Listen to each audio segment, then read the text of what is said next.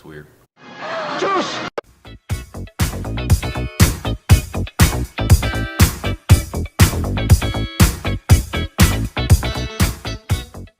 Hey, welcome back to our stupid reaction tip, Corbin. I am an expert in pH balance. No, he's not. Today we got a video. It's called "When an Indian Historian Lashes Out at the West," because we've never done anything. Okay. Yeah, I was gonna say. I think it's more. It's kind of similar to that politician in India. Yeah. What's his name? I probably revisit it, my suspicion, and we'll be like, amen, brother or sister, whoever this is. They'll be saying, you guys in the West have revisionistic history based on your perspective, and you completely leave out realities. That's what it is. We'll Yep. see. Let's see. The United States. Oh wait, I see. Okay, let's see what this is Got about. Boris Johnson on the thumbnail there. Let's see what this is about. He has some terrible hair. Yeah, he likes the Three Stooges, I think. Yeah. He's been inspired by Mo. Here we go. Listen to Boris Johnson, when I listen to people like Joe Biden, when I listen even more to Emmanuel Macron, all I can think of is how condescending you are. Glasgow was the UK's second most important city. Beautiful buildings, beautiful streets, a gorgeous city. When I see cities like this, I think also about the other side of it. You know, there's a phrase from Walter Benjamin, every monument of civilization is also a monument of barbarism. I think of the famines in Bengal, the jute workers in Bengal sending jute to Dundee through the Glasgow port. I think of human beings from Africa enslaved and brought from Ghana to the New World, and all those prophets getting sucked into cities like London and Glasgow. You know, between 1765 and 1938, the British Isles stole $45 trillion pounds from India, 45 trillion sterling from India. We never got paid for that. When the British left India, when we threw the British out, our literacy rate was 13%. So much for several hundred years of so-called civilization. Meanwhile, our landscapes were destroyed. You know, coal was foisted on India. You foisted coal on us. You were the ones that came and made us coal dependent. And then you left, and now you dare to condescend to us. When I listen to Boris Johnson, when I listen Joe Biden, when I listen even more to Emmanuel Macron, all I can think of is how condescending you are. You condescended to us 400 years ago. You condescended to us 300 years ago. You condescended to us 200 years ago. You condescended to us 100 years ago. You're condescending to us today. You only know condescension because for you, colonialism isn't something that happened in the past and we defeated you. It's not that. For you, colonialism is a permanent condition. And that permanent condition happens in two ways. There's the permanent condition of the colonial mentality. You want to lecture us. You want to tell us that we are responsible for all the problems because you will never accept that you're the one principally to blame. You signed the Rio Formula in 1992 on common and differentiated responsibilities. You like the common part. You like the common part. You like to say we're all in this together and so on. We're not in this together.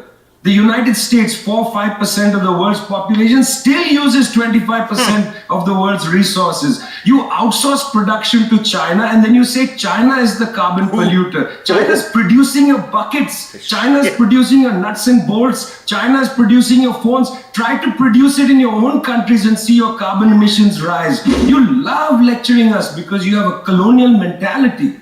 Then there are colonial structures and institutions. You lend us money, and every time you lend us money, which is our money, every time the International Monetary Fund comes to our societies and they tell us, here's the money we are giving you. No, it's our money. You give us our money back as debt, and then you lecture us about how we should live. The climate justice movement is a movement that says we're worried about our future.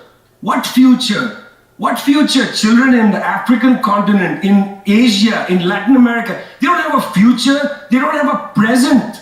They're not worried about the future, they're worried about their present. Your slogan is, we're worried about the future. What future? That's a middle class bourgeois Western slogan you got to be worried about now. 2.7 billion people can't eat now, and you're telling people reduce your consumption. How does this sound to a child who hasn't eaten in days? You gotta clue into this, guys. You gotta clue into this. Otherwise, this movement will have no legs in the third world.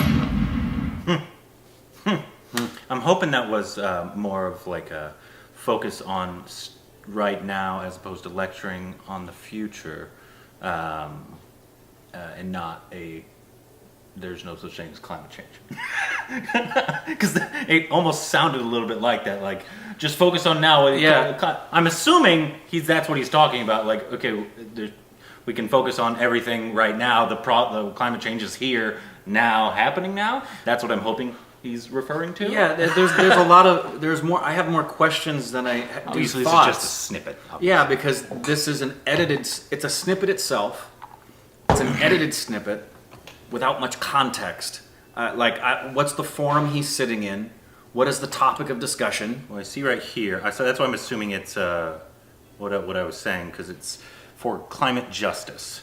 Okay. So I'm assuming he's for climate, like helping to change climate, but he's calling out some of the hypocrisies. Right. Like where? Like, that's the who, what, where, when, and why. Like, yeah. who are the people he's talking to right now? And because there's a lot he's saying that is, there's just, I feel like I have so many blanks to fill in. Yeah.